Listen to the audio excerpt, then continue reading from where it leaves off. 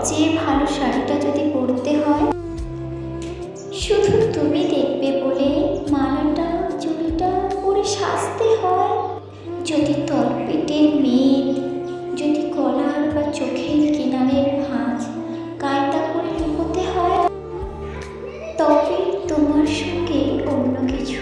প্রেম নয় আমার।